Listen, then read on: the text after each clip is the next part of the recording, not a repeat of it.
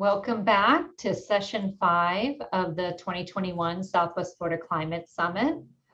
We're now going to move into actions to move resiliency forward in Southwest Florida. And we have two fabulous presenters who are also our event sponsors, Don Shirreff from Environmental Defense Fund and Dr. Michael Savarese from Florida Gulf Coast University's Water School. Following their presentations, we'll have a final panel question and answer session, so please stay involved and feel free to enter your questions into Menti.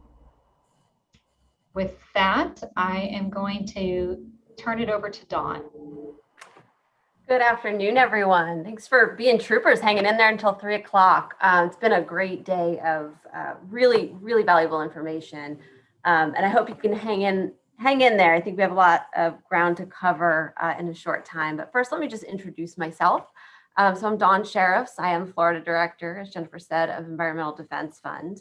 And if some of you may not be familiar with Environmental Defense Fund, we've been around since 1967, really, focusing on pragmatic solutions for all of the things that threaten our natural environment. We have we're a large international organization with offices in London and China. We have an army of economists and scientists so that we really root all of our policy solutions in feasibility, right? And making sure that efforts that we undertake produce real results. And I think that's important.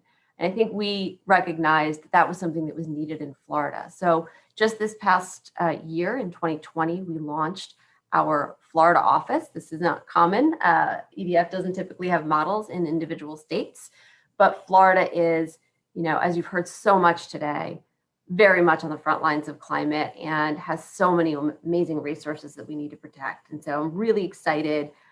Florida is my home, and really excited to be able to kind of share with you the work that we've been doing and continue to connect. Next slide. So here's my shameless plug. That little cutie is my child. And this was not just a terrible excuse to show off pictures of my kid.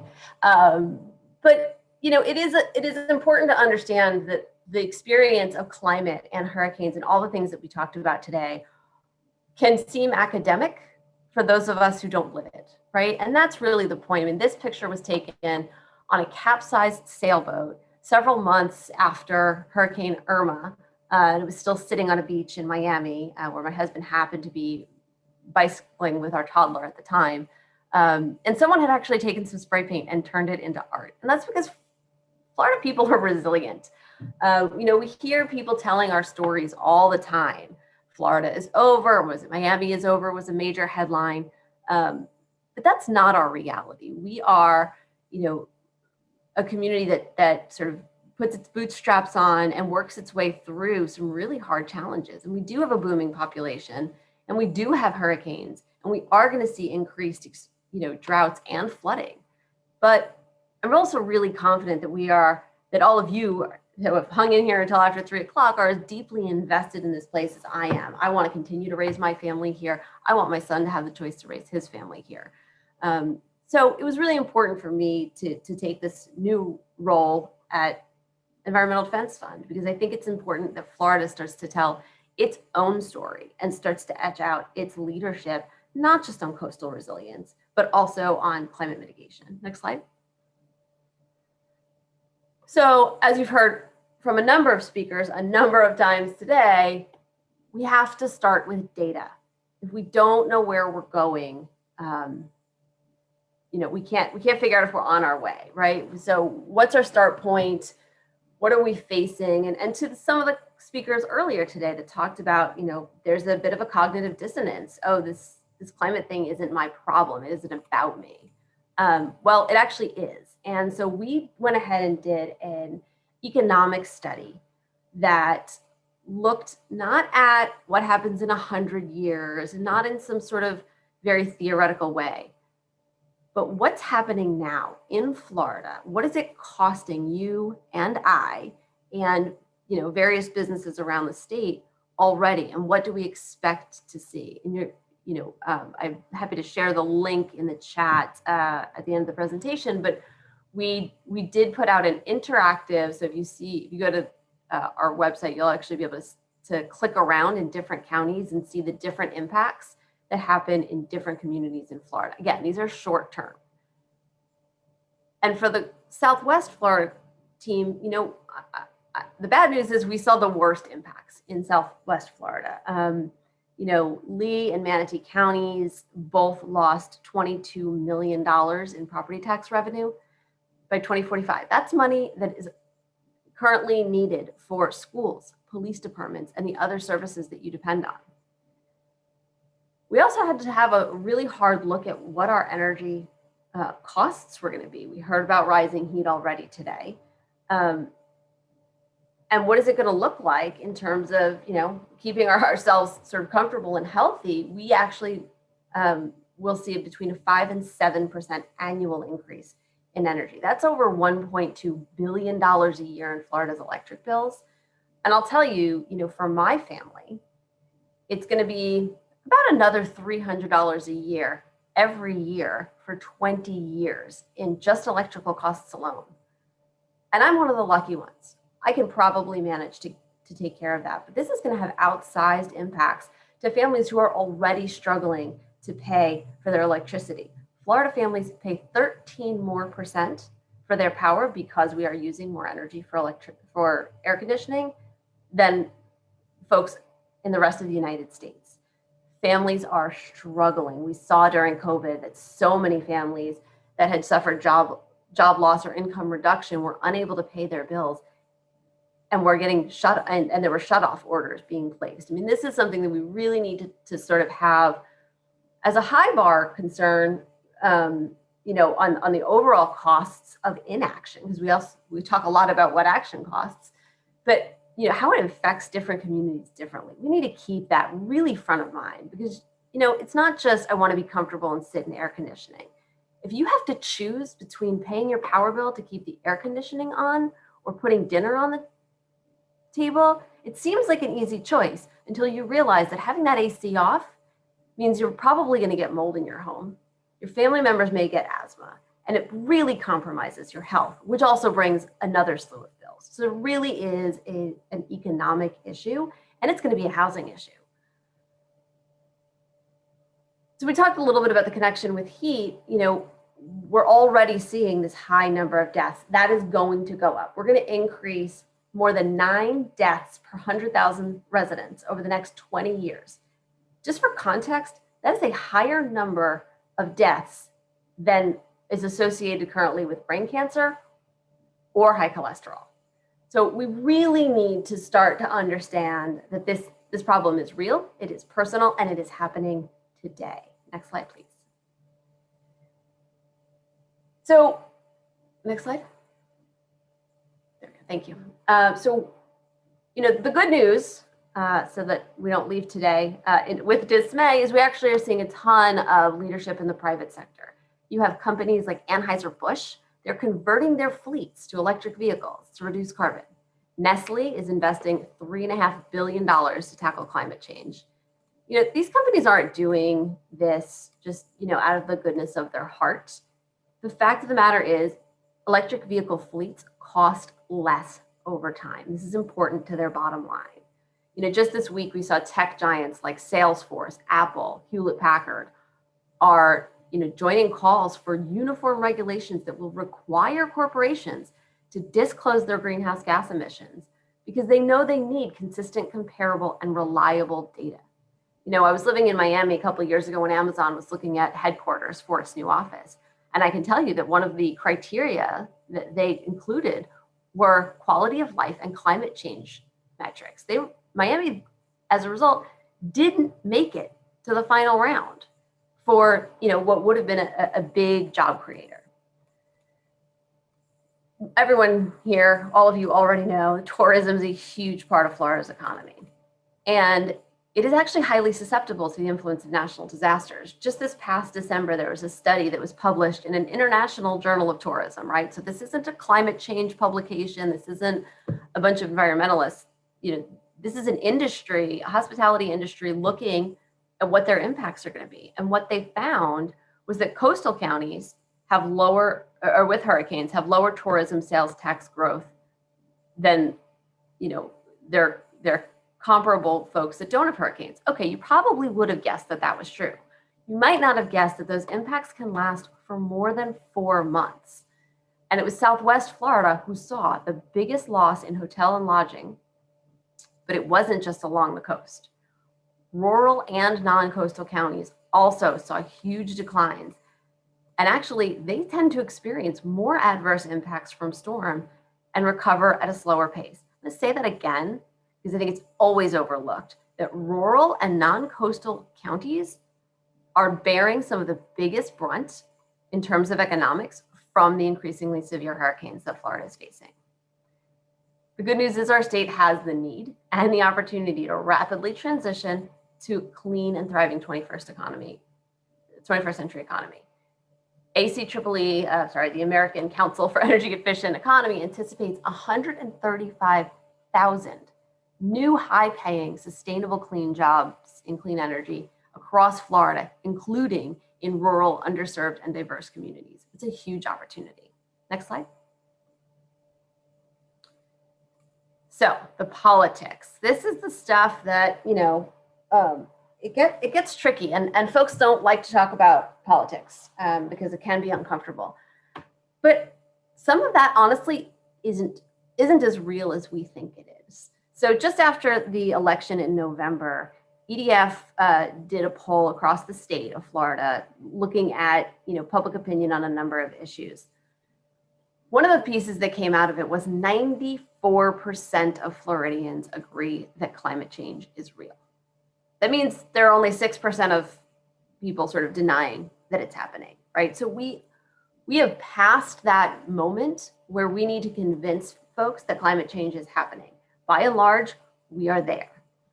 We actually celebrated this by rolling out an entire campaign around the Super Bowl in Tampa with these billboards of the image that you're just seeing, because it's really important that, everybody understood. Republicans, Democrats, and independents all want the same thing: to protect our state's economy and environment from climate impacts and reduce the pollution causing it.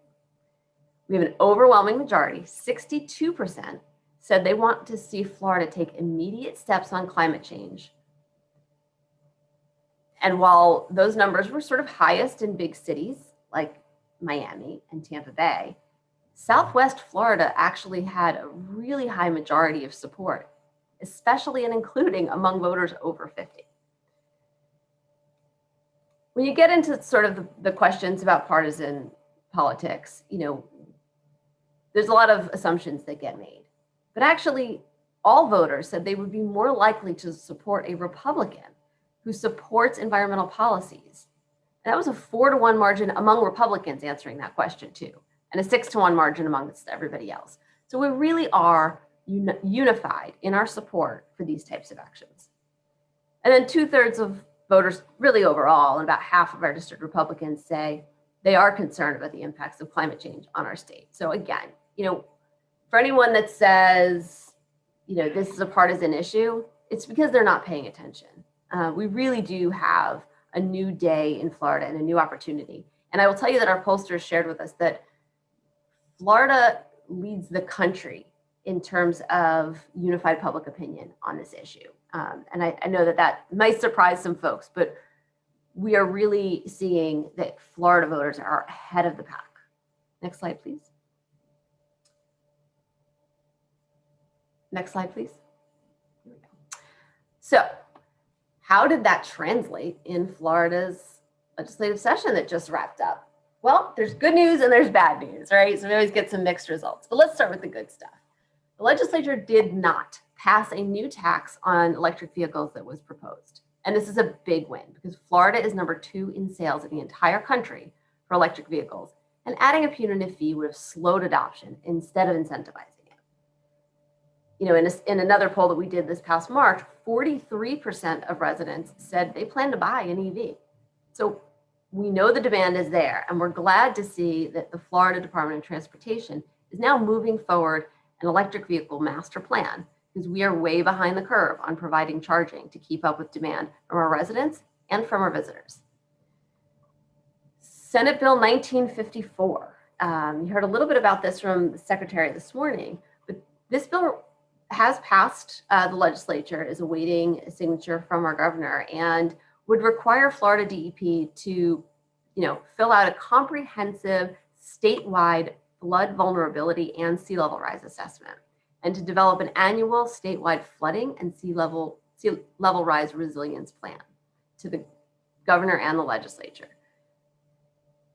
That's actually really comprehensive. And, one of the things that we've had conversations with the administration in Tallahassee is, look, unless we get our ducks in a row and have our priorities on what needs to get done, and really advance that, we're not going to be able to get Florida's fair share of federal dollars on resilience initiatives. We have states like Louisiana that is smaller than us and has less coastline than us, getting a lot more resilience investment than Florida is seeing. This is a really important piece to sort of crossing that hurdle. And then the DeSantis administration also, rolled out their Resilient Florida program. And that sets aside $1 billion in revenues to finance these types of projects. And you have to have skin in the game. When you are trying to get federal dollars for these investments, they need a local match or a local sponsor. And so the state's ability to give local municipalities, whether they be cities or counties, these funds to be able to, secure federal funding is really going to benefit all of us. Let's talk a little bit about solar. So we are the Sunshine State. Unfortunately, though, we are still number 25 in the country for solar jobs per capita. So, we really, if we don't start moving solar in a meaningful way, are poised to miss out on exponential employment growth in that sector. There were several bills this year that would have allowed schools, local governments, and businesses to cut costs by installing solar panels, but they were not passed. Florida is actually one of only 7 states that doesn't allow sort of a third party to come in and install and absorb an upfront cost of installing solar panels. And that's a shame, because really that's saving taxpayer dollars. It wouldn't have cost taxpayers a single thing. It would have saved them money in local government and schools and universities. And that money could have been used to pay teachers or provide other services that we need in our community. And unfortunately, the legislature did pass House Bill 919. This really preempted local governments from making any energy decisions for their communities. Since we do not have a state energy plan in Florida, this means that 100% of Florida's energy choices are being left up to the sole discretion of private utilities. To be clear, if the governor decides to sign this bill, cities cannot meet the goals that they have set on their carbon pollution. And that's really the wrong direction. We need to be moving towards climate solutions. Next slide. So getting back out of Tallahassee, I know you heard from my colleague Elizabeth Gore earlier this morning about some high priority federal policies, but I want to break them down just a little bit more, because there are some pieces of the federal conversations that are going on in Congress, and there are some policies that are particularly good for Florida. And that's what we need to sort of suss out, is what makes sense, not which team are you on, red or blue, but what makes sense for Florida and how can we come in and support it. So, the Biden administration has put out a framework for their proposed clean energy standard, which would decarbonize the electricity sector by 2035. We just talked about how a state preemption bill keeps Florida cities from making up those rules, but because there is no standard at the state, this presents a new opportunity. If a federal clean energy standard was passed, then Florida's utilities would be subject to it, and we may be able to have a cleaner energy portfolio going forward. The Clean School Bus Act filed this year would put us on a path to eliminating diesel emissions from school buses. So you won't have children standing next to a bus waiting for school, getting exposed to asthma, carcinogens, and toxic pollution that's warming our climate. And lastly, Blue Carbon for America is a bill that was actually filed by Senator Murkowski in Alaska that looks at how we, and I should add, was supported by Congressman Vern Buchanan out of Southwest Florida, that would support carbon sequestering restoration projects. So think living shorelines like mangroves and coral reefs that improve our water quality, our fishing habitat, and also sequester carbon. We have so much coastline that we are the perfect state to be highly competitive for these projects if this bill were to pass through Congress.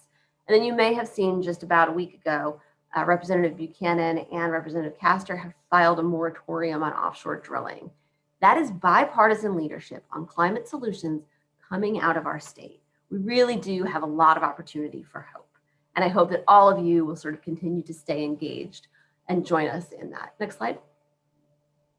And just so you know where to find us, feel free to check out our website at letstackleclimatechangeflorida.com, or keep in touch with us. We're kind of rolling out news as fast as it breaks on Twitter at EDF_Florida. Thank you, everybody.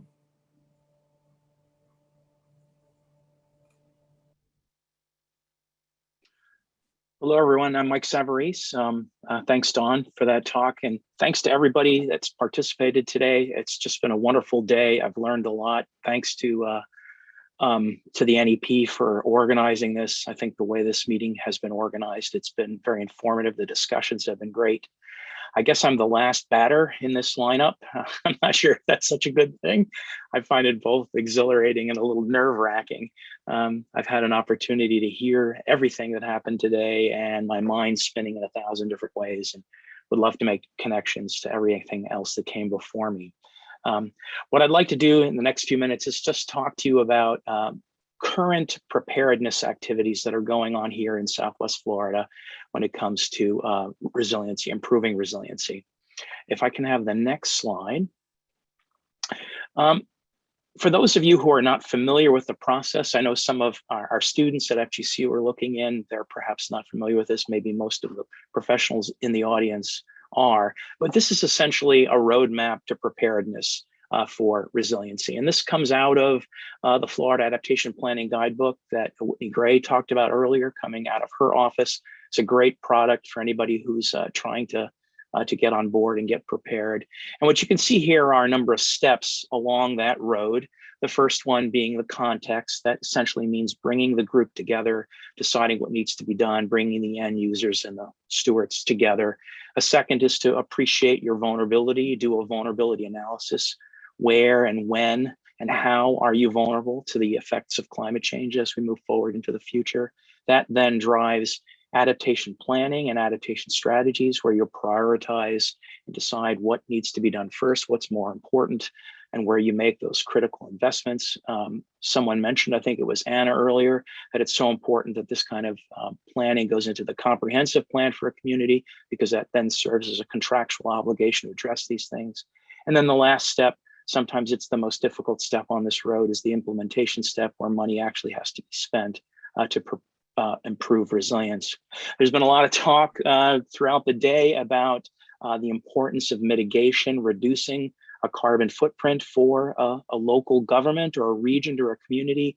And interestingly, that's not part of this roadmap, but it should be.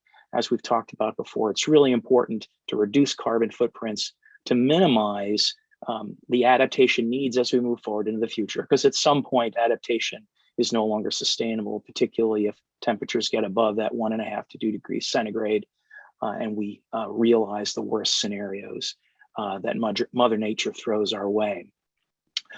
There have been lots of communities that have been on this roadmap and are at various different stages of this roadmap here in Southwest Florida. Earlier, you heard some talk about Punta Gorda being sort of a league leader in doing this soon after Hurricane Charlie back in 2004. We've also heard about Lee County doing a vulnerability assessment in the late 2000s. Other communities along the way, Sanibel and Captiva, the city of Naples, Cape Coral, have all done pieces of this.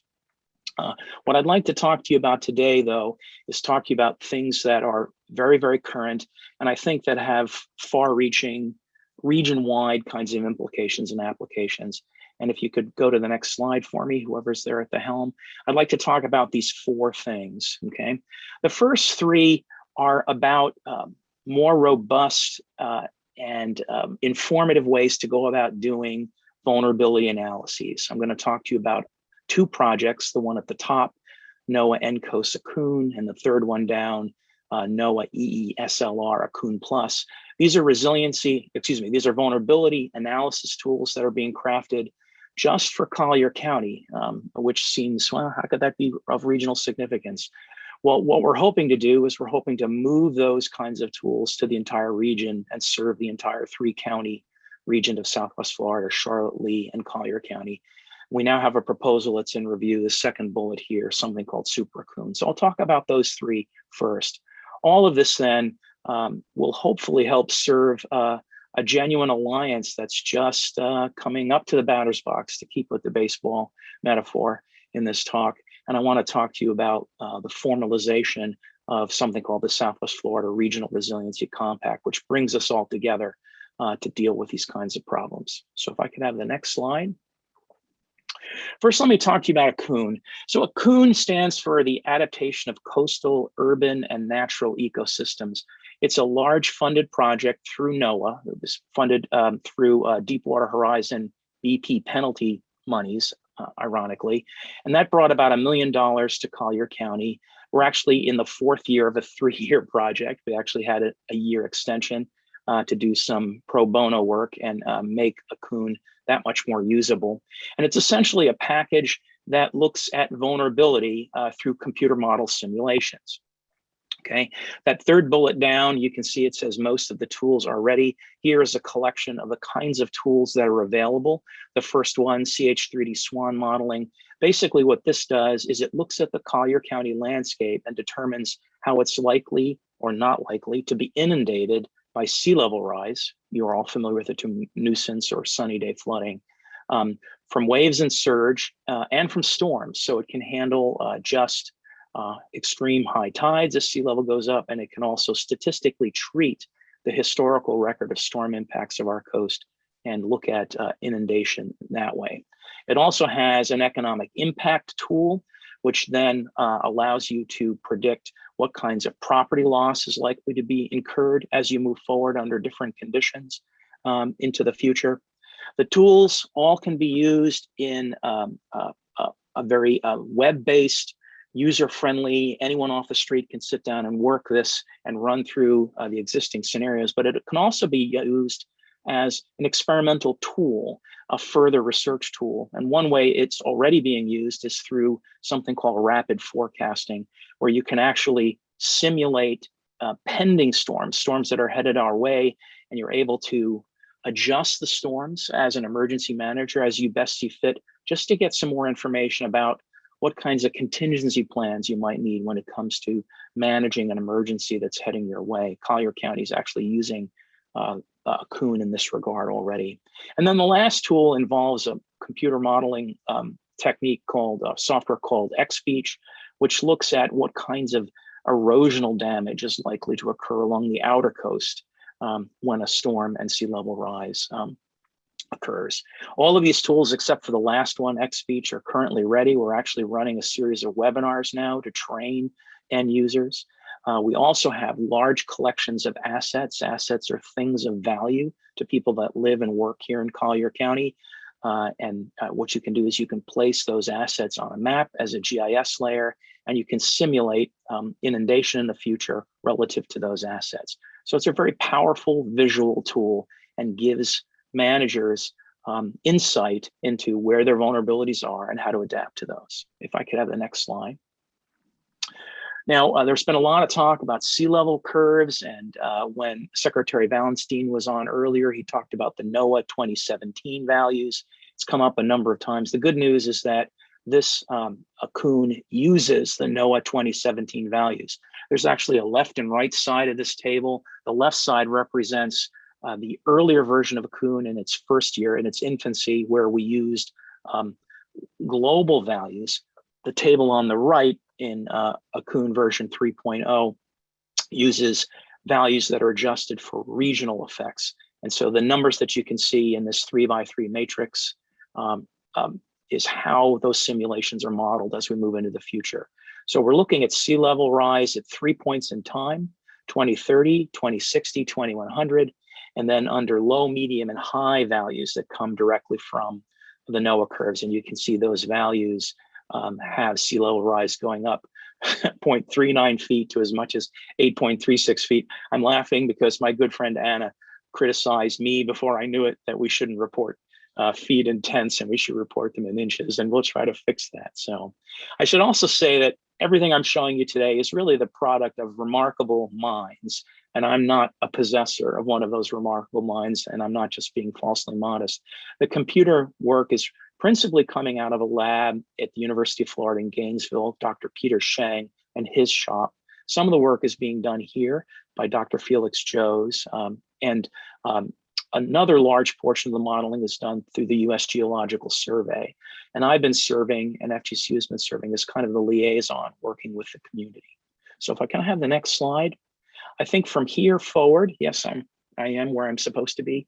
From here forward, I'm going to show you a number of simulations. They're basically stills from the web-based tool. If you are running this live on your internet provider. And what you're looking at here is a blow up of central Naples. You can see, I can't point to anything, unfortunately, because I don't have it in control of the screen, but you can see the runway of the Naples airport. You can see, thank you, whoever's doing that. I don't know if you can pick out the Gordon River and the entrance into Naples Bay.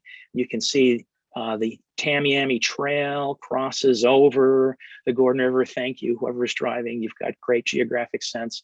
So you get a sense as to what's here in the Collier County landscape. Now we've zoomed in. This modeling is done for the entire county, but we've zoomed into a small area just to demonstrate the effectiveness of this. And what you're looking at here is the tool showing nuisance flooding. So no storms in this scenario. This is just that nasty chronic flooding due to extreme tides that might inflict a community anywhere from 8 to 24 times a year because of extreme high tides.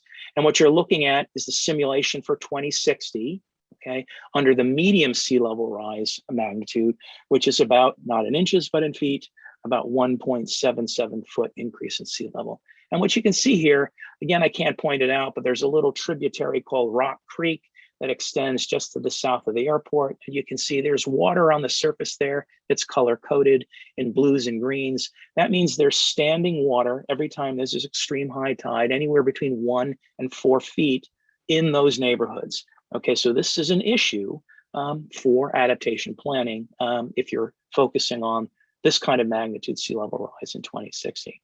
If I can have the next slide.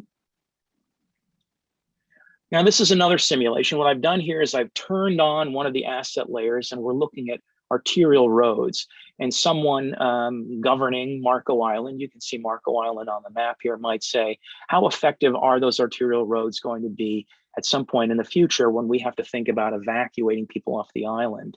And what you're looking at here is 2030 under the low sea level rise magnitude, and that's about 0.4 feet of sea level rise. And this is with the impact of a 1 in 100 year storm. So the 1% annual exceedance probability storm, the kind of storm that FEMA typically does its flood zoning with respect to. Okay, and what you can see here is those arterial roads, particularly the road that goes past Goodland and heads up to Collier Seminole State Park. Those roads are, if I were to zoom in closer, you'd see that those roads are significantly flooded under these conditions and are essentially ineffective as roadways. And you can see most of Marco Island has standing water on it as well. And you can also see how far inland that flooding extends. It extends right up to the East Trail and into those neighborhoods that sit north of Route 41. The next slide shows the same thing in 2060 now, same 1% storm under medium sea level rise, 1.8 feet roughly rise. And you can see the colors are getting warmer, the colors are extending further inland, the water's getting deeper, the inundation is penetrating further into the landscape. One thing I would note here is the one thing that this Akun does remarkably well is it simulates the attenuation effects of the landscape. So the people at the US Geological Survey have developed sophisticated modules that deal with the frictional forces of different types of landscape habitats. And things like, you can with this tool see how effective things like mangrove forests or salt marshes are at attenuating the flooding. If I could have the next slide. This is a glimpse of the economic property damage tool. Okay, so what you're seeing here is the annualized property costs, okay, under these conditions in 2060, under the medium sea level rise magnitude for that 1% storm. And the landscape is broken up into these hexagons so that no one individual property can worry about their particular piece of the postage stamp, but rather areas of the landscape. And you can see color coded here are the expected annualized costs in percent value, okay? So if you are that one yellow shaded hexagon that you can see close to where it says Naples on the map, okay, that's an area that can expect to have to invest about 0.55% of the property's value every year if this particular condition is realized in the future. So this provides businesses, real estate, developers with a sense as to what kind of property cost losses are likely to be as we move forward in the future. The next slide. So again, I mentioned that a coon accounts for the value of landscape types here. And what you can see mapped are different types of habitats in the landscape surrounding Marco Island, just south of Naples. And I don't have time to go into it, but I mentioned that you could use a coon in one of these investigatory fashions for further research. And so what we've done to showcase how this works is we've run Hurricane Irma as it did occur in 2017 with the existing landscape.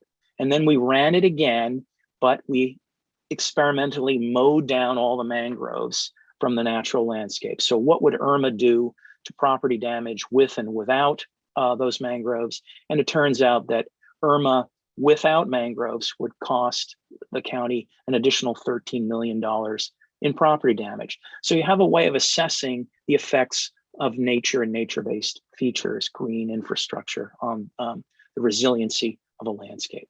Next slide. There are also some additional wonderful tools, or excuse me, products, I should say, that Coon has generated that we are sharing with managers of all ilks. You can see on the right side, we probably have the best digital elevation model for Collier County that money has ever bought, because we have used some sophisticated algorithms, again, coming from USGS, to see well through the canopy if you're familiar with the problems of LiDAR technology. So we were able to provide that. And then on the left, we have these refined vegetation maps that other managers can use for other kinds of applications. Next slide. Now, Collier County's been very fortunate, and one could argue, you know, what about the rest of us? So I'm here to tell you that we feel so strongly about the value of these tools, and that we've made a commitment to try to replicate these tools for the entire Southwest Florida region and reproduce Coon's vulnerability tools for our 3 counties and all of our municipalities. I mentioned we have another proposal for $1.6 million in for NOAA.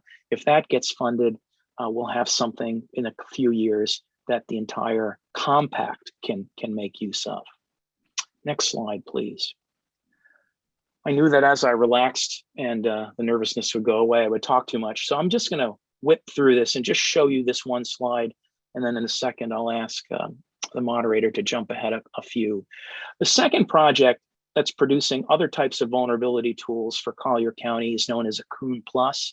It's another 3-year project. We're about 2 years into that. It's about $750,000.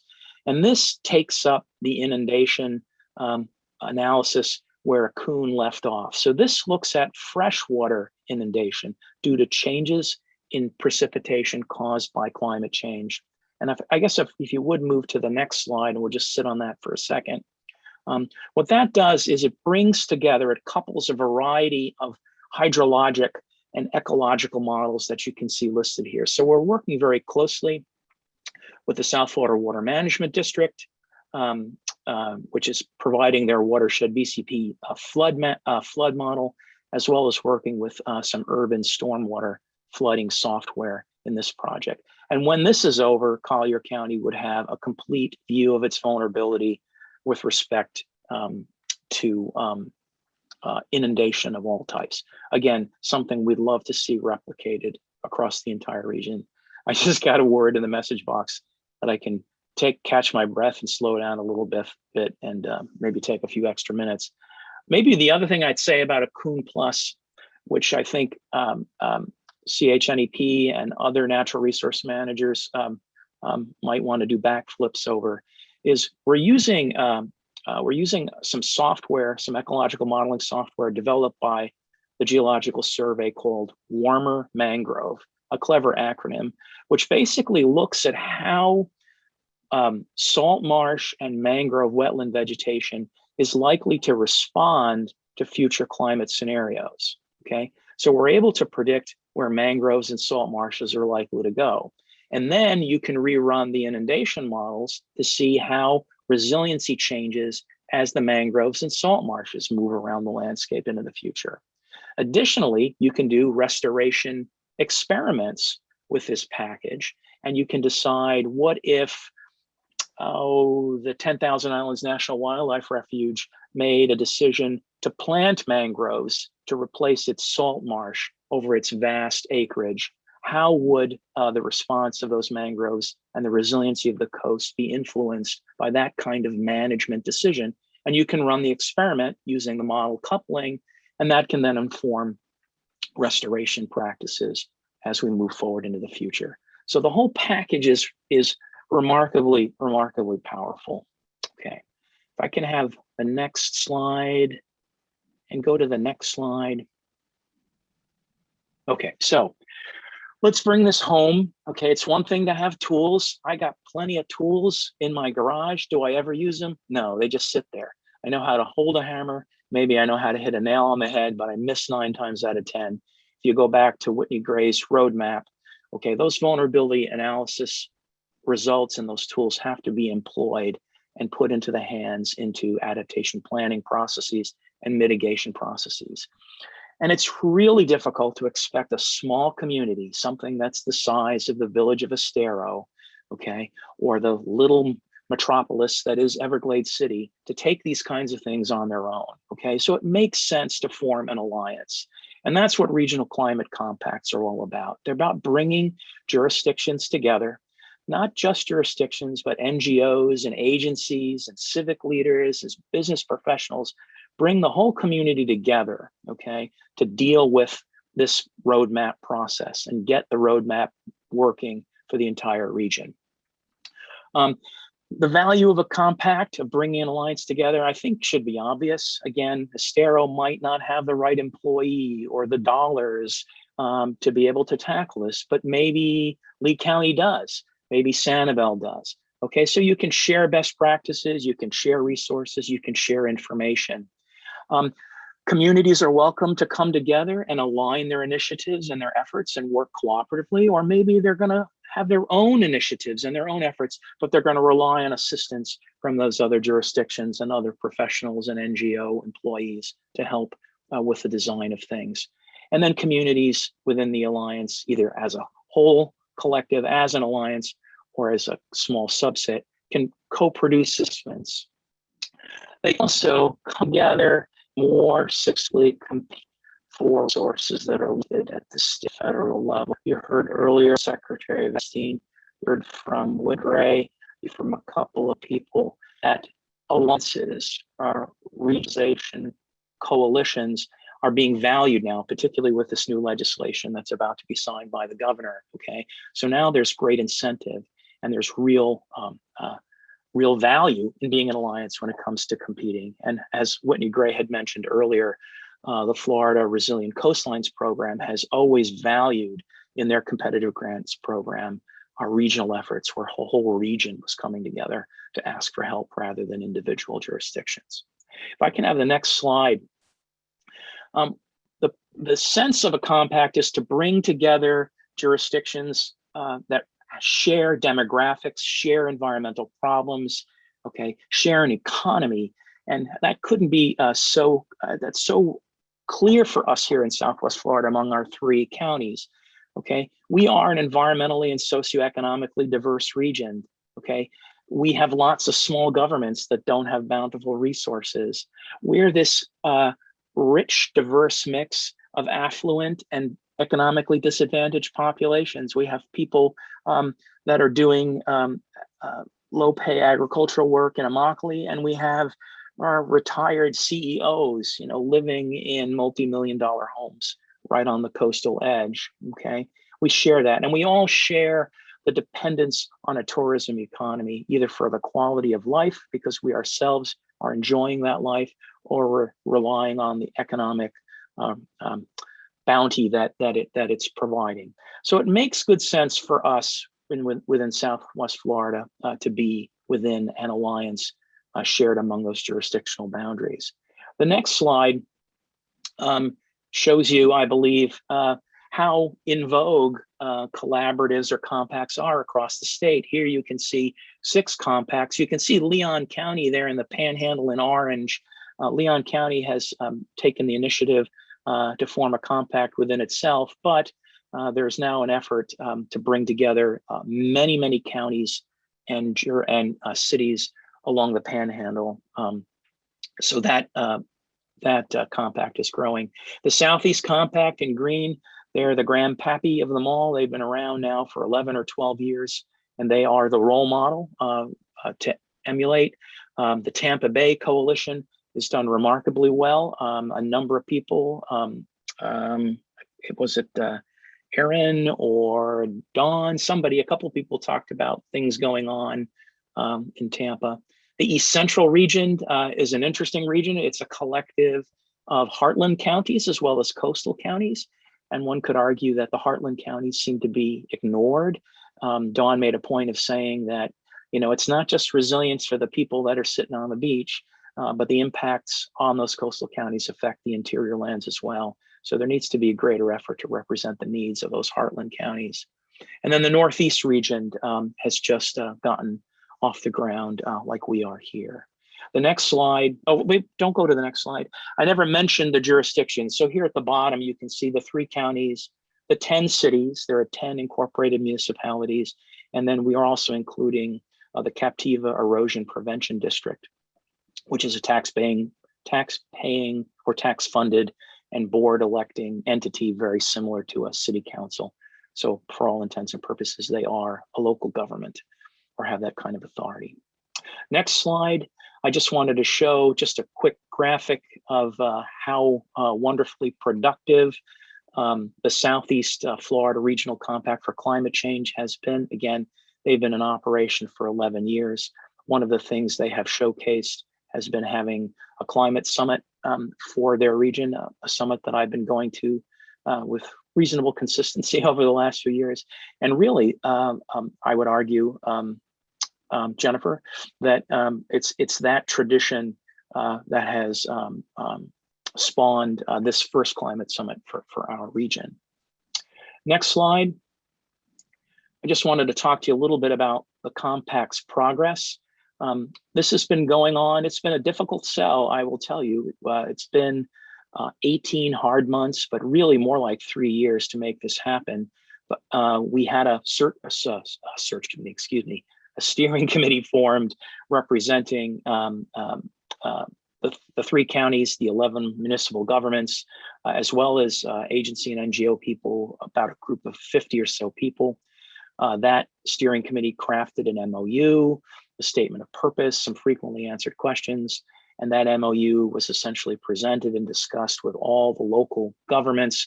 And as of just 2 weeks ago, all 14 of the jurisdictions have ratified the MOU through their city councils or boards of county commissioners. So we are ready to start work. The groundwork has been laid. There's a commitment there, and there's a political will there to make it happen. Next slide talks about the next steps.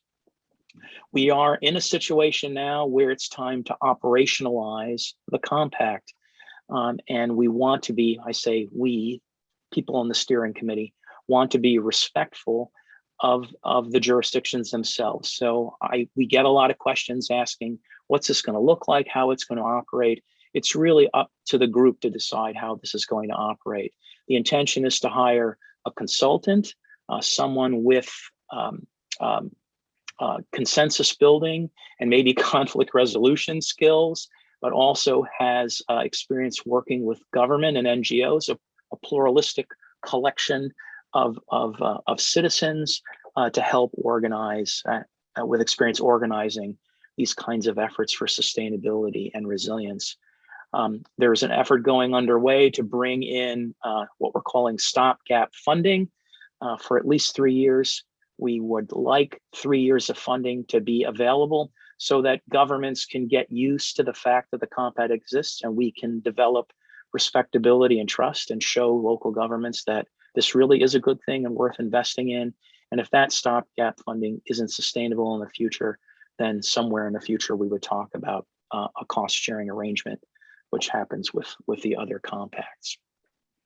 FGCU's water school, we don't have a political horse in this effort. We are, I hope, viewed as being nonpartisan and non-advocates. The FGCU Water School has offered space and some operational monies to make this happen. And so the idea is that the administrative hub could reside here within the water school. Again, that would ultimately be up to the group, but we are making that offer. And this will all happen, will begin hopefully within a few weeks as we move into the summer. So I think that's my last slide. Let me just move forward to the very end and say thank you. And let me say that I think this is an exciting time. Everything we heard today shows that there's this consensus of interest and focus. And I do believe that this is the right time for a compact to get off the ground, given everything we heard today and given everything we've heard coming out of the state in terms of legislation and a commitment from the governor. And hopefully there are brighter but not warmer days ahead. Thanks. Well, thank you so much. Now we're going to go to our question and answer session with our audience and our panel 5 presenters. Audience, if you can enter your questions in menti.com right now, here's the address and the login information if you're not already logged in. And panelists, please feel free to start taking turns responding to as many questions as you can.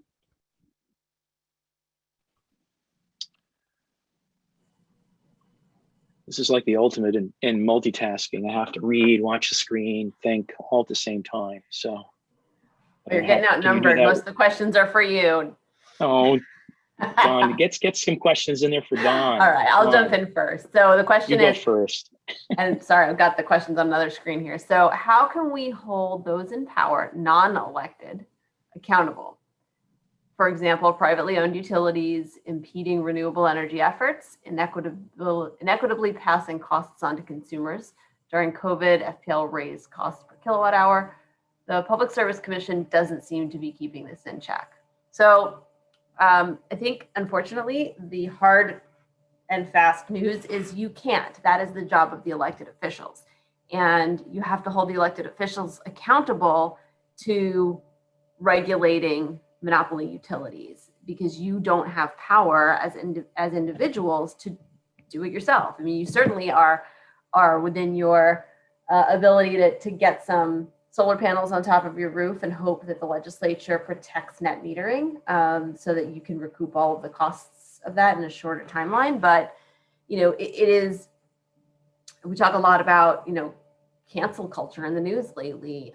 That's not an option when you need electricity in your home. You are, you know, pretty much beholden to the utilities. And so the only path to do that is indirect. You know, we have the Public Service Commission are, you know, appointees of the governor. So, you know, messaging what's important to you to the administration, you know, can only help try to make sure that good appointments are made, thoughtful, experienced people are put in those roles, and that there's, you know, a little bit more transparency between, you know, the roles that the regulators are playing and how they're interacting with the utilities directly.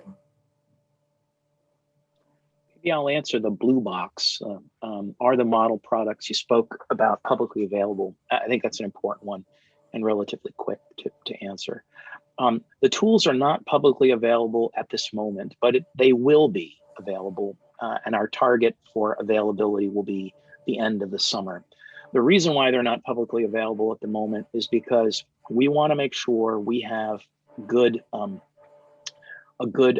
manual, essentially, so that the information that is displayed is not misunderstood or misapplied.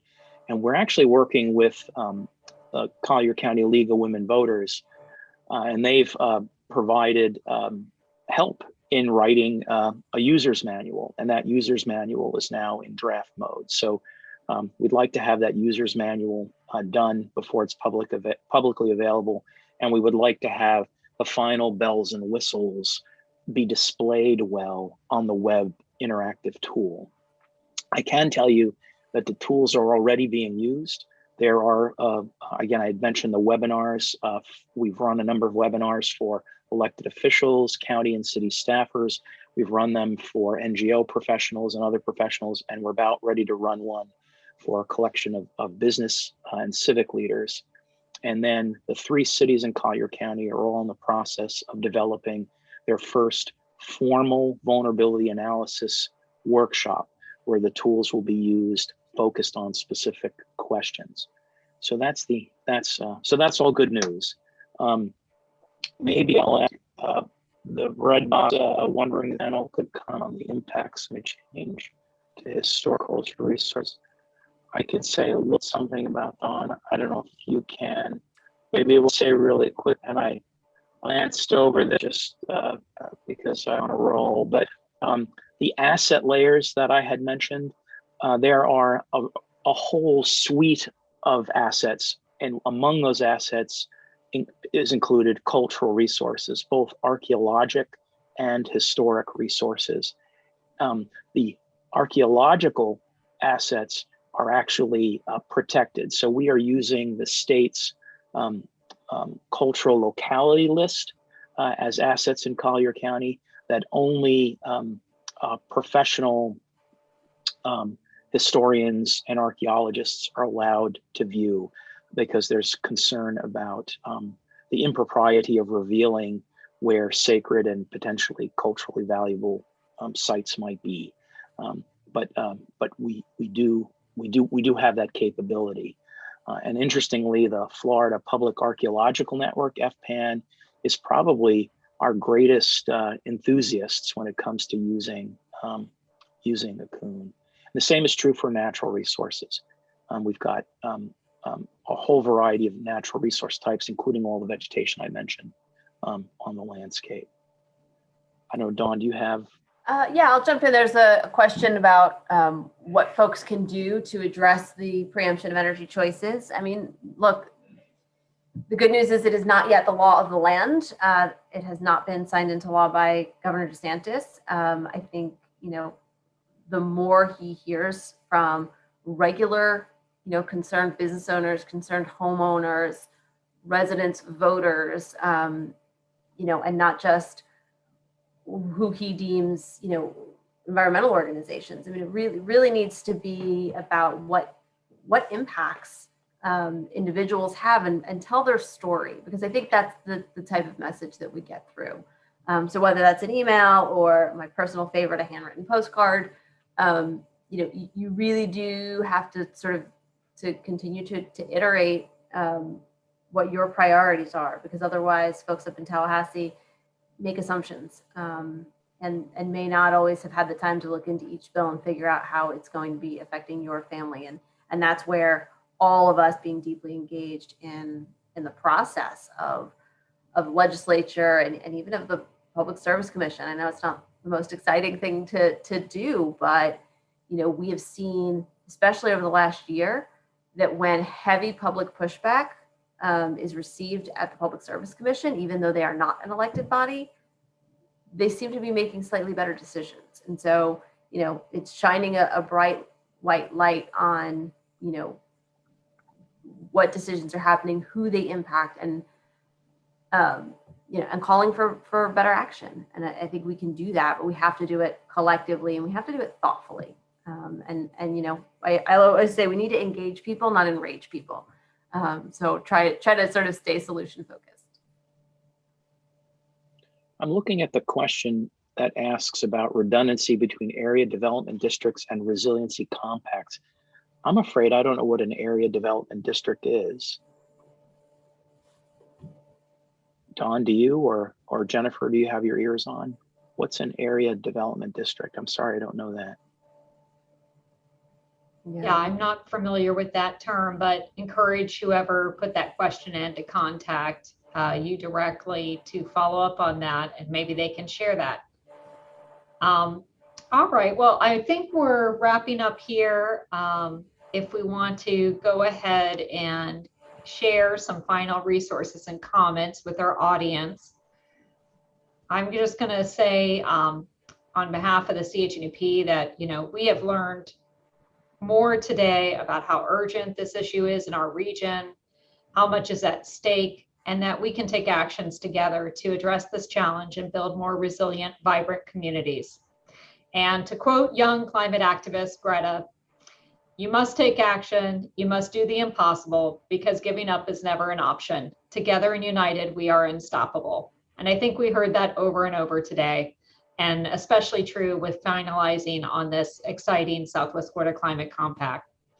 This is a daunting time, but it's also a hopeful time with more resources, political support, and actions being applied to this problem than ever before. And I'm going to ask now Mike and Dawn, representing our event sponsor organizations, to change hats here and offer us a brief closing remark. Mike? Oh, thanks, Jennifer. I'm trying to find something profound to say. First, I would say, I think keeping this kind of dialogue going in years to come, keeping a summit going every year is a grand idea. And again, I mentioned in my introduction, the water school is here in part to take on those kinds of roles. So the water school is here to help reach out into the community, engage with the community. Oftentimes universities are perceived as, people working in universities do what they do, and then they share it with you, and maybe it's germane or interesting to you. What the water school is doing that's a little unorthodox is we're going into the community and saying, what do you want us to do? How can we help you? And then helping put the resources and the people together to accomplish those kinds of tasks. So it's kind of turning the traditional academic relationship on its head. The only other comment I want to make, if you don't mind, Jennifer, is less about the water school and more about us as a greater community. It's important when these kinds of decisions are being made, when that roadmap is being traveled, that everyone is engaged and everyone is respected and informed. We've heard great presentations today about engaging the public, improving awareness, but for this to be genuinely useful and to be of great value, everyone need be involved. And working with such a large collection of people, very different interests and very different backgrounds, is a difficult thing. So I challenge us to make as earnest of an effort as possible to make sure that people are engaged through these difficult kinds of decisions. So thank you. Thank you. Dawn? Just again, we've all learned so much today, and I hope all of you walk away really encouraged. There's great stuff being done, and you are now empowered to seize the opportunities before us. Florida is really well positioned to grow jobs, to electrify our transportation, to sequester carbon with nature, and nothing should stand in our way. There's a favorite saying at EDF that hope is a verb with sleeves rolled up. So, while you might not be wearing long sleeves during May in Southwest Florida, I do think, all of us need to sort of lean in. And I would encourage all of you, to reach out to your policymakers, ask them to make the investment in 100% clean energy by 2050 and climate and water resilient infrastructure. We really can do it if we're all pulling in the same direction. So thank you for joining us today. And certainly thank you to CHNEP team for a wonderful event. Yes, thank you. As we wrap up, I just want to again thank all the presenters today, the event sponsors, the members of the Coastal and Heartland National Estuary Partnership, including the U.S. Environmental Protection Agency, and the incredible CHNEP team who all made today's event possible. And we thank you, our 250 plus active throughout the day virtual summit attendees who took time to be with us. We also want to point again to some final resources to help you stay informed and engaged. All the contact information for our presenters and their organizations are enclosed in the Citizens Climate Action Guide and the 2021 Climate Summit proceedings that are available on the CHNEP Climate Summit webpage. You can also go there to subscribe for a free educational Harbor Happenings magazine and annual nature calendar. And you can sign up to get involved for notifications about citizen science and volunteer opportunities. Summit video presentations are going to be available on the CHNEP YouTube channel. And finally, we do hope that you will join us in spring 2022 for the next Southwest Florida Climate Summit to keep this exciting momentum going. Thank you and have a great afternoon.